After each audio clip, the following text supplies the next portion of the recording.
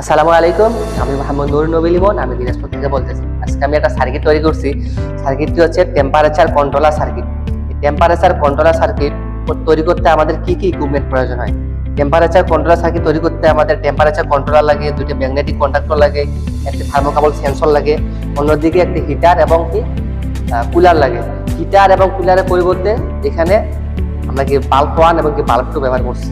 এই temperature controller আমরা সাধারণত কোথায় ব্যবহার করতে? এটি ব্রয়লার এবং ইনকিউবেটরে সবচেয়ে বেশি ব্যবহৃত হয়, কারণ এদের মাধ্যমে নির্দিষ্ট কোনো স্থানে তাপমাত্রাকে স্বাভাবিক রাখার জন্য এটি ব্যবহার করা হয়। এই টেম্পারেচার কন্ট্রোলারে আমাদের set value plus present value option আছে। আমরা যদি সেট ভ্যালুতে নির্দিষ্ট সেট করা টেম্পারেচারের থেকে আমাদের যদি রুমের বা নির্দিষ্ট স্থানে তাপমাত্রা বেশি হয়, তাহলে আমাদের টেম্পারেচার কন্ট্রোলার কি করে? হিটারকে চালু করে। অন্যদিকে সেট ভ্যালু টেম্পারেচারের থেকে যদি রুমের টেম্পারেচার আবার বেশি হয়ে যায়, তাহলে কি করে?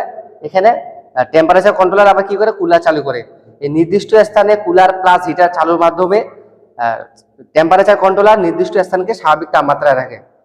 এখন আমাদের সার্কিটে পাওয়ার দিয়ে দেখব যে সার্কিটটি সম্পূর্ণ হয়েছে কিনা। বিসমিল্লাহ। এদিকে আসো। আমাদের টেম্পারেচার কন্ট্রোলারে এসভি আছে সেট ভ্যালু এবং পিভি হচ্ছে আমাদের প্রেজেন্ট ভ্যালু। এখানে আমরা কি টেম্পারেচার কি সেট করতে পারি? বিসমিল্লাহ। টেম্পারেচারটা আমরা আরো বাড়াই দেবো, 25-এ 26-এ দেবো। সেট করে দিলাম। আমাদের বর্তমানে রুমের টেম্পারেচার হচ্ছে 23 এবং আমাদের কি সেট ভ্যালু হচ্ছে 26।